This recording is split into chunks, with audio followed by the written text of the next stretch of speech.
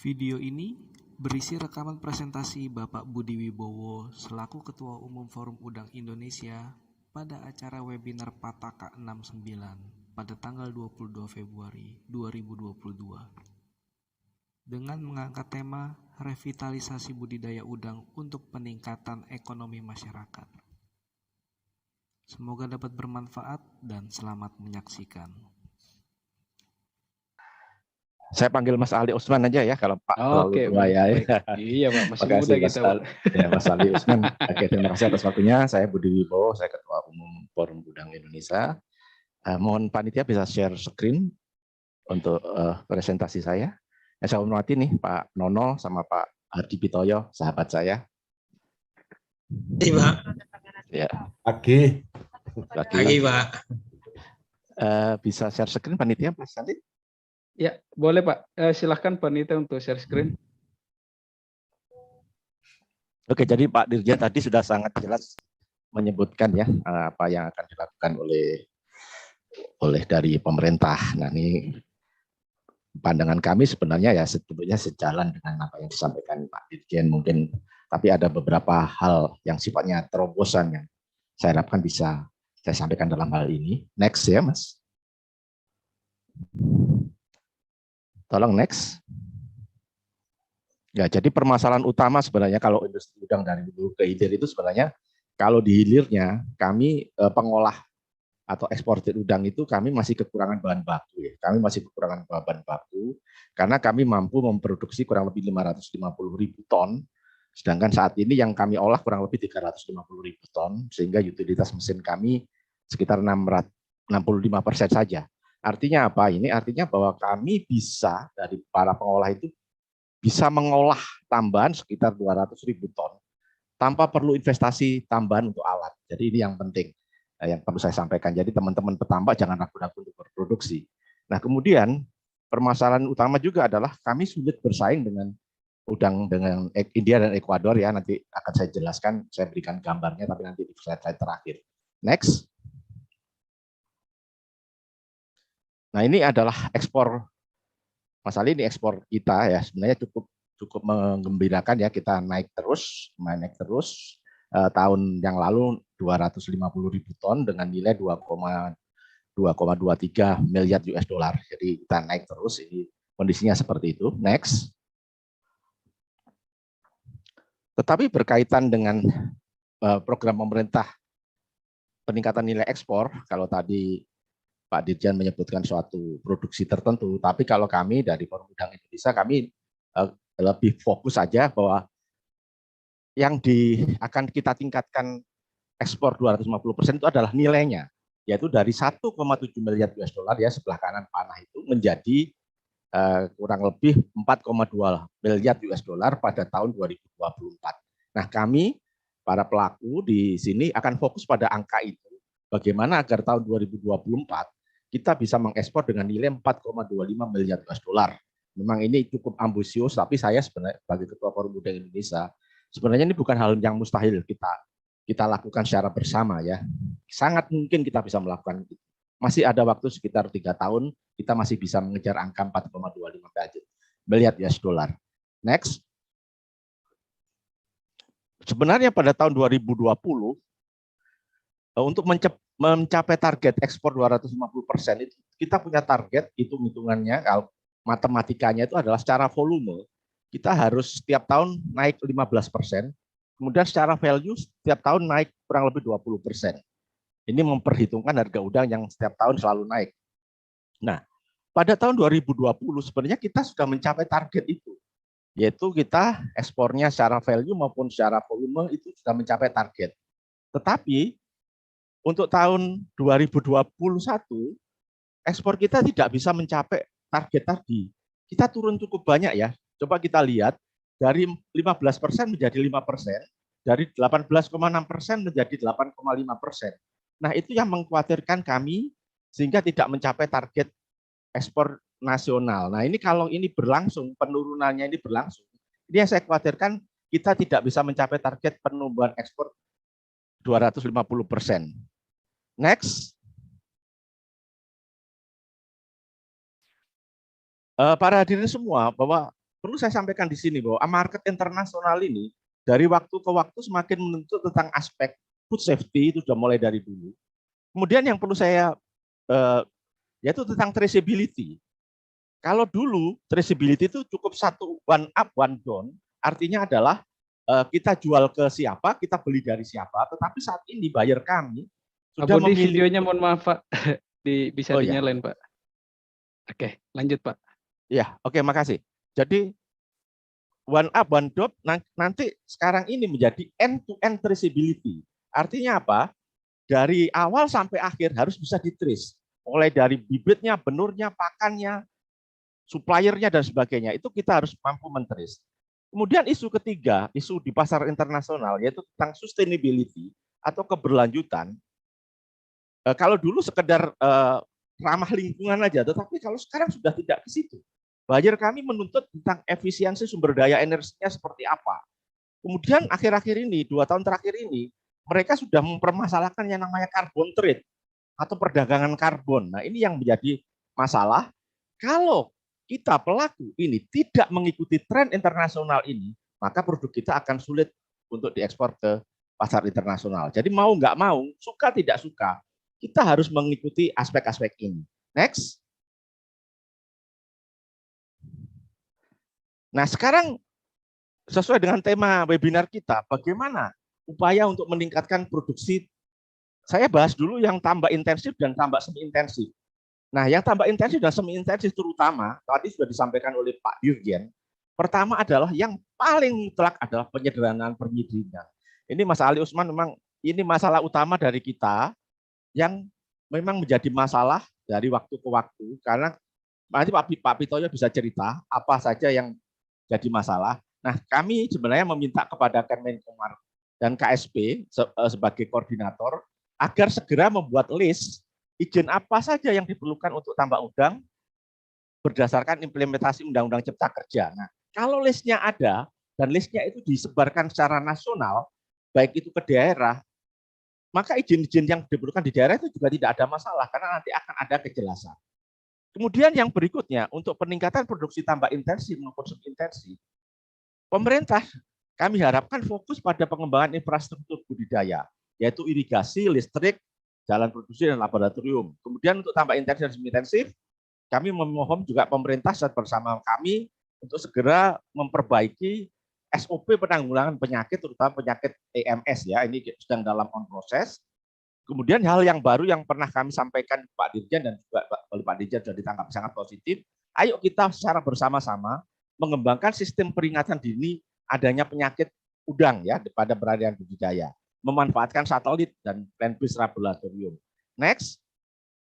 Kemudian yang berikutnya, untuk revitalisasi tambak intensif dan supraintensif, maka harus memperhatikan daya dukung alam terutama lingkungan dan mempunyai IPAL. Kemudian hal yang perlu saya sampaikan juga bahwa untuk ekstensifikasi, ini saya nggak bicara tentang intensifikasi, tapi ekstensifikasi pembuatan tambak-tambak baru itu sangat sensitif dengan isu eksploitasi alam.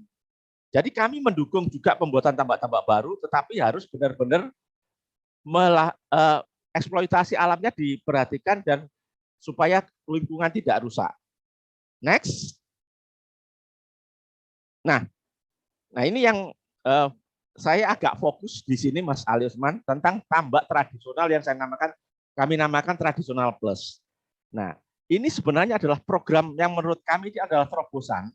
Kalau dari tadi Pak Dirjen mengatakan dari tambak tradisional menjadi semi intensif itu perlu biaya yang lumayan tinggi, nah maka ini menjadi tradisional plus, ini biayanya mungkin tidak terlalu tinggi. Nah, apa yang kami namakan tradisional plus, itu pada tebarnya kami batasi hanya 10 per meter. Target testnya seperti ini bisa dibaca sendiri.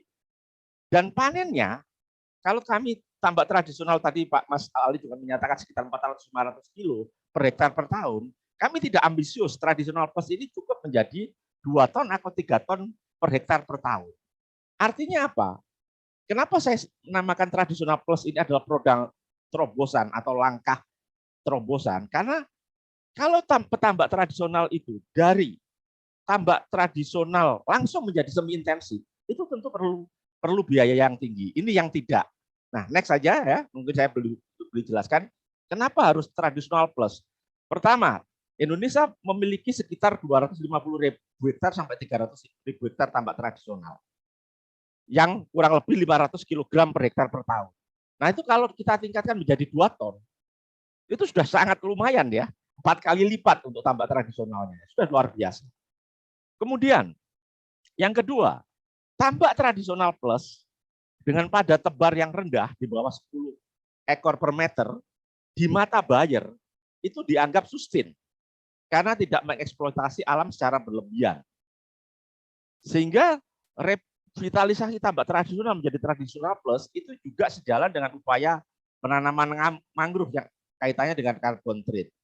Artinya apa Mas Ali? Kalau ini memang kita dengungkan bahwa Indonesia juga lagi melakukan upaya tradisional plus, itu branding udang Indonesia di dunia internasional itu akan menjadi semakin lebih baik karena dianggap Indonesia menjalankan cara budidaya udang yang berkelanjutan dan ramah lingkungan.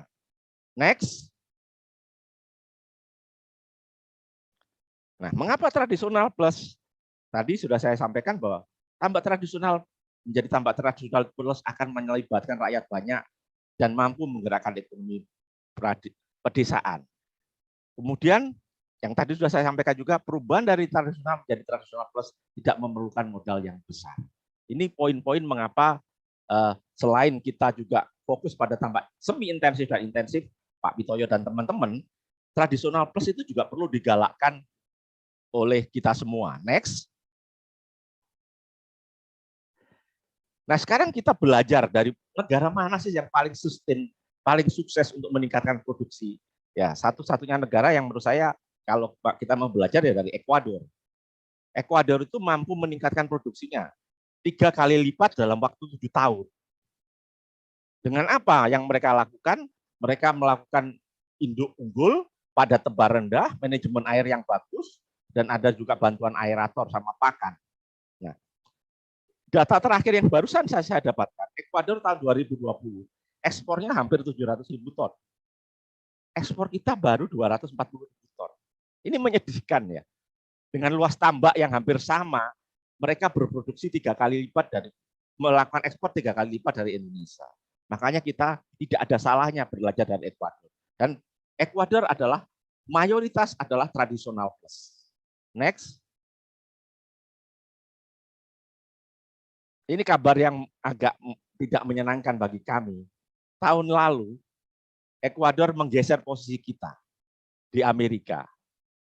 Di Indonesia tahun yang lalu nomor 2 tahun yang lalu, tahun lalu Indonesia menjadi nomor 3. Nah ini yang kita harus kejar kembali. Kita harus menjadi nomor 2 lagi. Kalau bisa suatu saat menjadi nomor 1.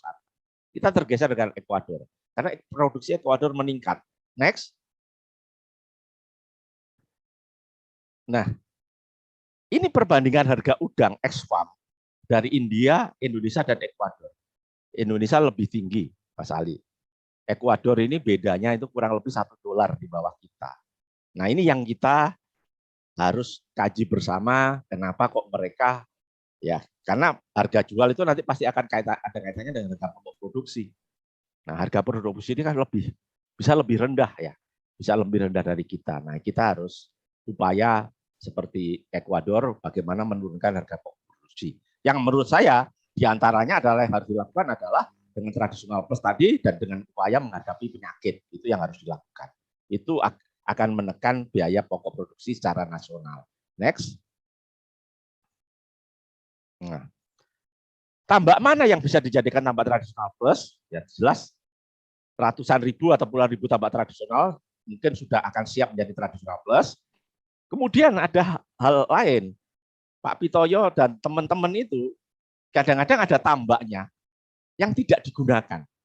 Karena banyaknya penyakit mereka nganggurkan. Nah, asalkan tambak itu dasarnya tanah, tambak-tambak tersebut menurut saya ini daripada dianggurkan, tanamin tradisional plus saja lah, lumayan 2 ton atau 3 ton per hektar per tahun, tanpa perlu biaya yang tinggi. Nah ini yang tambak-tambak yang menurut kami bisa dijadikan tambak-tambak tradisional plus. Next.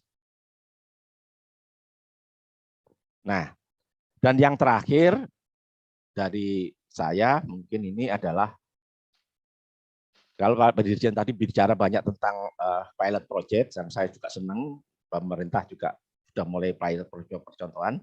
Tetapi yang perlu saya tekankan di sini, pilot project untuk tambak tradisional plus itu jauh lebih murah dibandingkan pilot project untuk semi intensif atau intensif. Artinya apa? Dengan anggaran pemerintah, baik itu pemerintah pusat maupun pemerintah daerah yang terbatas, akan mampu dibuat ratusan atau ribuan hektar pilot project. Kalau memang dari pusat, daerah juga sepakat, ayo kita uji coba tradisional plus itu sebanyak mungkin. Dari Forum Udang Indonesia, kami juga sudah mencoba menghubungi beberapa pemerintah daerah melalui koneksi kami. Yang sudah siap adalah melakukan proyek tradisional plus, antara lain adalah di Jawa Timur, di Sulawesi Selatan, dan Lampung. Kami harapkan nanti beberapa provinsi lainnya juga akan mengikuti. Next, mungkin masih ada. Nah, untuk tradisional plus ini perlu pembuatan SOP. Kami, FUI dengan KKP dan Yudido, kami akan buat SOP tradisional plus. Mudah-mudahan Maret tahun 2022 sudah selesai. Kemudian akan kita sosialisasi secara masif ya, lewat penyuluh pemerintah dan sebagainya dan swasta. Next. Dan tambahan aja, seperti tadi dikatakan Pak Dirjen, memang perlu dukungan financing. Tetapi untuk tradisional plus ini, financingnya tadi seperti katakan tidak terlalu besar. Nah, kami minta dari perbankan kan punya KUR ya, kredit usaha rakyat ya, Mas Alisman pasti tahu ini tentang KUR. Pertanian kan banyak, Mas. Perikanan masih nggak banyak, Mas. Nggak sampai 3% perikanan ini.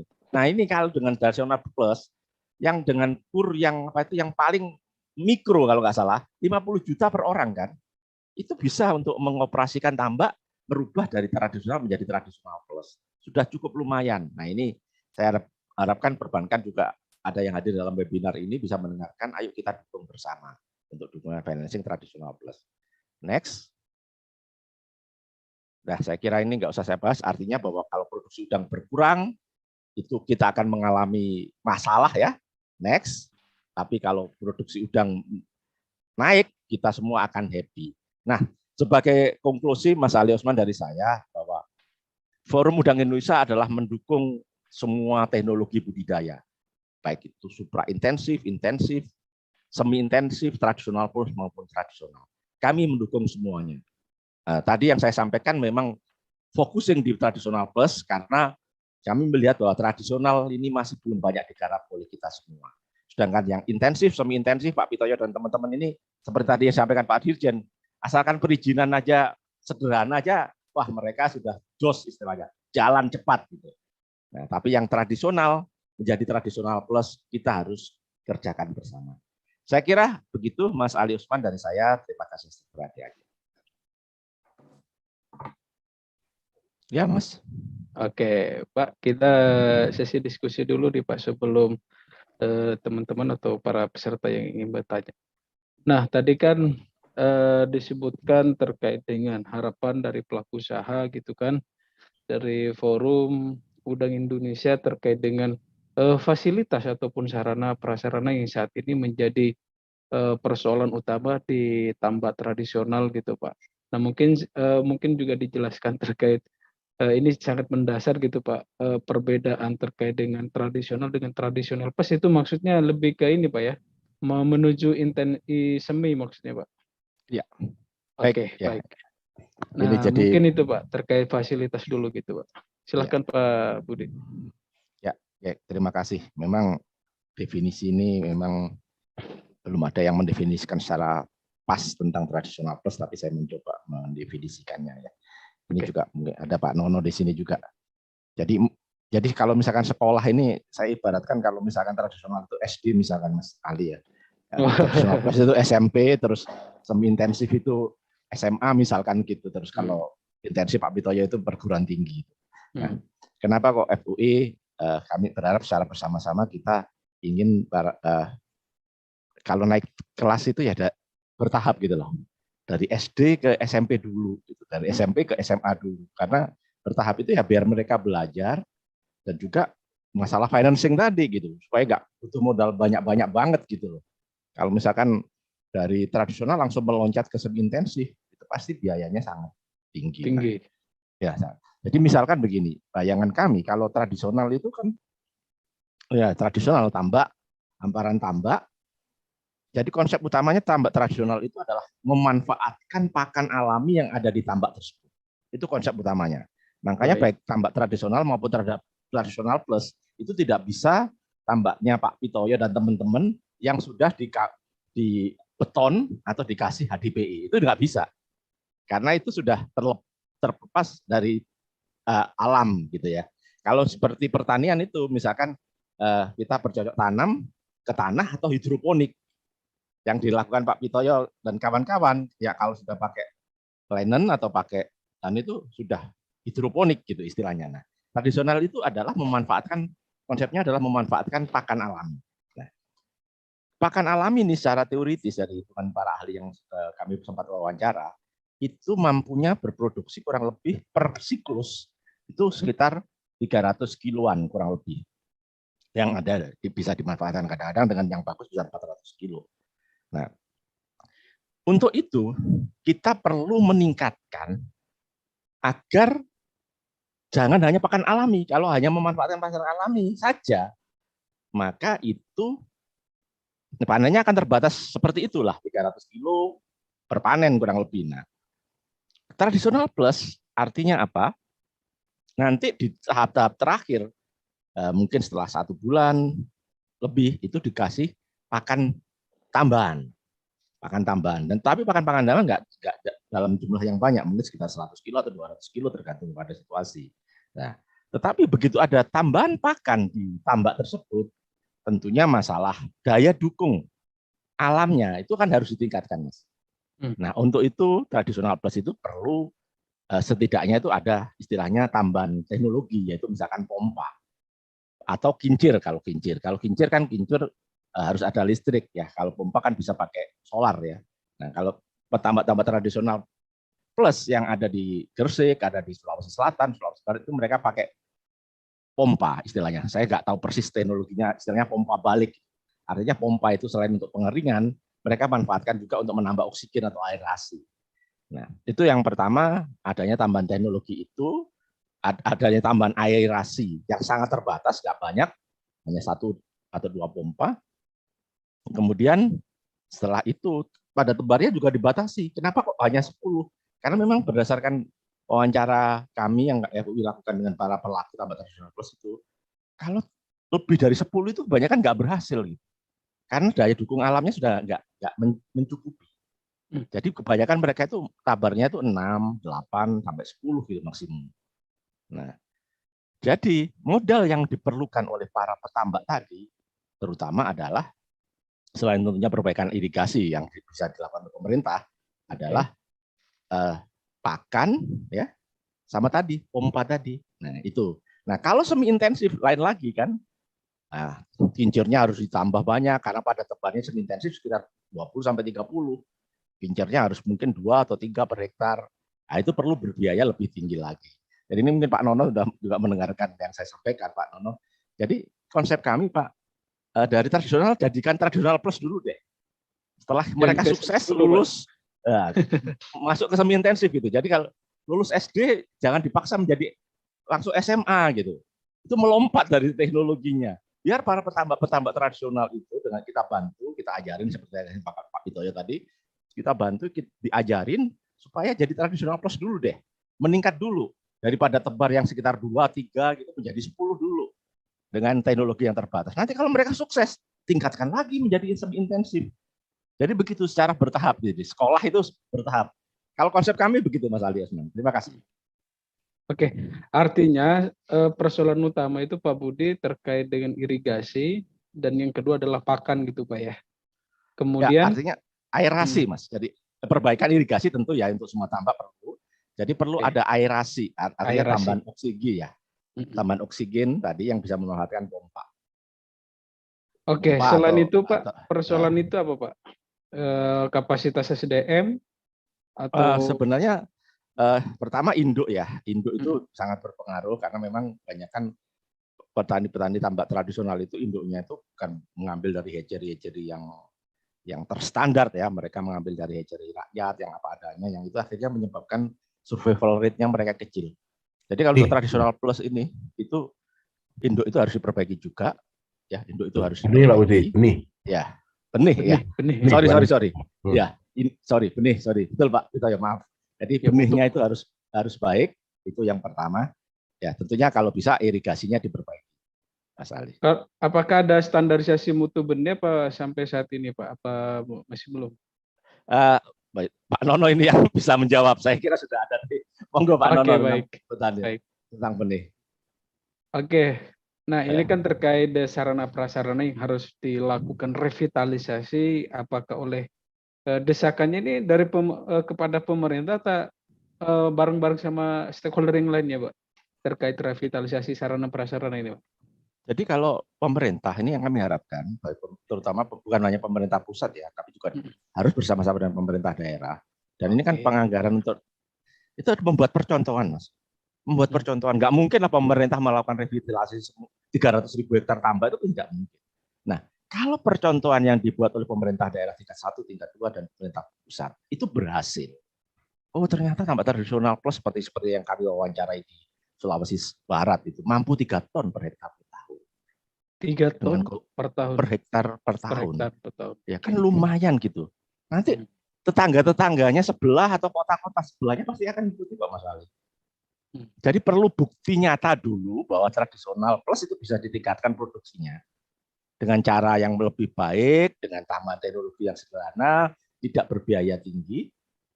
Nah kalau contoh itu sudah ada banyak di semua provinsi, tetangga-tetangganya akan ikut, Mas.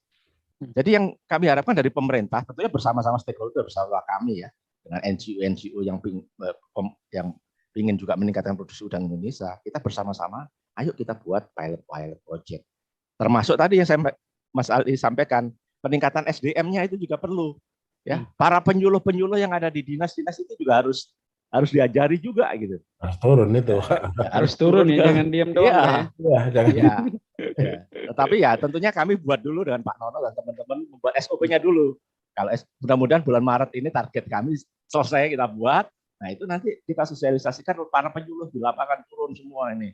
Nah itu kira-kira lebih seperti itu Pak Ali. Oke, terkait SOP Pak, apakah hanya terkait dengan ini kan terkait peningkatan SDM gitu. SOP kan tentunya harus ada standarisasi ataupun revitalisasi kandang itu standarisasi tambah ini seperti ini gitu. Apakah selama ini sudah ada Pak terkait dengan itu?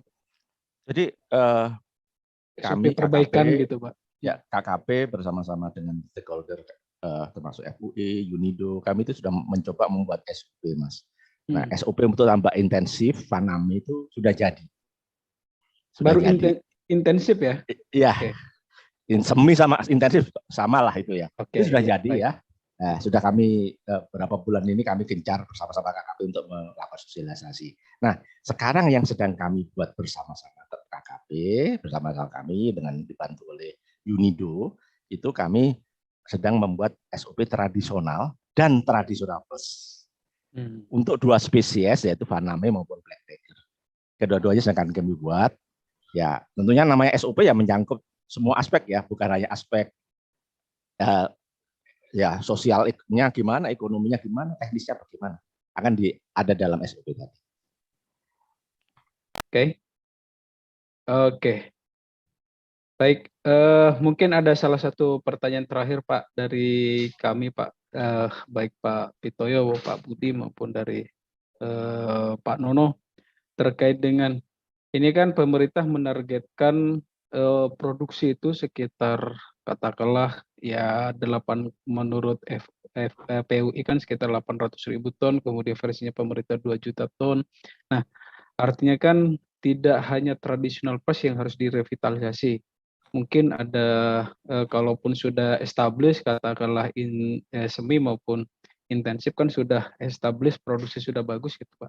Nah, ada beberapa hal yang mendasar ketika ekstensifikasi dilakukan gitu Pak. Nah, proses perizinan kan menjadi masalah gitu Pak. Nah, Pak Budi maupun narasumber yang lainnya. Nah, artinya harapan dari pelaku usaha maupun petambak baik kecil, menengah maupun atas gitu. Nah, untuk kejelasan regulasi apa yang diharapkan sehingga mempermudah proses izin untuk membantu Indonesia dalam meningkatkan target ekspor di tahun 2024. Silakan mungkin dari Pak Budi dulu. Ya, terima kasih Mas Ali. Jadi perizinan tadi yang sudah sampaikan Pak Dirjen ya.